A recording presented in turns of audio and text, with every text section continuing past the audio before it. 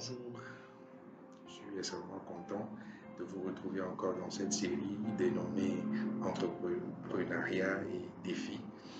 Nous étions avec Monsieur Farid Boukari, fondateur de BGF Consulting, qui nous a entretenus sur la formalisation, euh, l'immatriculation et les prestations sociales.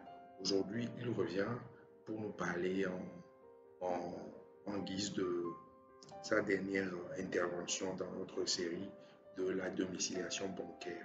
Quelle est l'importance d'avoir un traitement bancaire, d'imbriquer un peu ce côté euh, professionnalisme bancaire à votre entreprise? Pourquoi vous ne devez pas garder les profits ou bien euh, les finances de votre entreprise dans votre maison, sous votre lit peut-être? Le pourquoi de tout ça, Monsieur Farid Boukari va essayer de nous éclairer.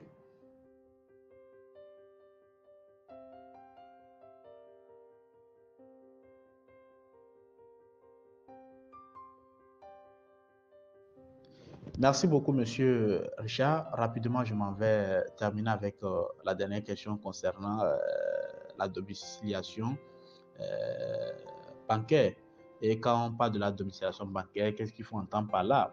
Aujourd'hui, quelle que soit la forme juridique de votre entreprise, et que vous soyez une entreprise individuelle, une société, quelle que soit aussi votre forme sociétaire, que vous soyez une SA, une SAR, quand même, c'est une obligation d'ouvrir un compte bancaire au nom de votre société. C'est très important. Et quand nous parlons de la domiciliation bancaire, qu'est-ce qu'il faut entendre par là? La domiciliation, cela correspond en fait à une obligation qui est faite à un commerçant. Voilà, un commerçant par exemple, qui a sa carte unique d'entreprise, d'aller ouvrir quand même un compte au nom de sa société. Et toutes les opérations, le fait par exemple d'envoyer de l'argent, comment dirais-je, de payer les salaires, vous pouvez les virer directement donc à travers votre compte. Si vous voulez payer par exemple un fournisseur, vous pouvez également aussi faire des virements à partir de là.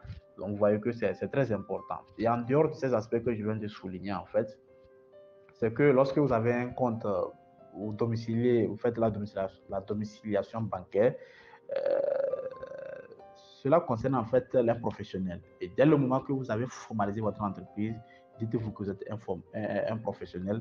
Vous ne pouvez pas continuer de fonctionner comme si vous étiez en fait un ambulant. En fait, elles sont d'accord. Donc c'est très important. Et l'intérêt en fait de la domiciliation bancaire, c'est que quoi?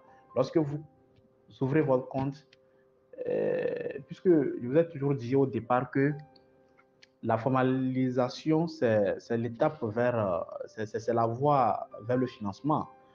Puisque si vous n'avez pas de compte, lorsque vous aurez besoin de l'argent, comment vous allez pouvoir faire un prêt? C'est à partir donc de votre compte que vous allez faire toutes les opérations, et c'est ce qui va rassurer en fait donc la banque ou l'institution bancaire pour pouvoir financer vos différentes activités. Puisqu'à un moment donné, l'entreprise a besoin de la liquidité pour pouvoir fonctionner, pour faire face à ses projets, et c'est à travers en fait ce processus de domiciliation bancaire que vous pourrez quand même, comment dirais-je, augmenter donc votre chiffre d'affaires à travers donc les différents projets que vous allez mettre en place, ou bien pour pouvoir faire face à un certain nombre de défis.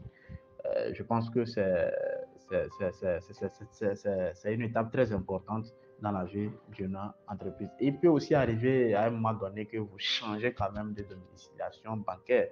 C'est très important. Il y a des gens qui changent des banques. C'est pas un problème. C'est en fonction en fait des différents paramètres en termes d'avantages qu'offrent en fait les banques. C'est ce qui nous dirige, qui nous amène à passer d'une banque à une autre. Je m'arrête là. D'abord, je félicite une fois encore M. Amputé Richard pour ces podcasts qu'il organise pour permettre en fait à nos frères et sœurs entrepreneurs de pouvoir quand même puiser l'essentiel pour pouvoir avancer dans leurs différentes activités. Merci beaucoup et à la prochaine.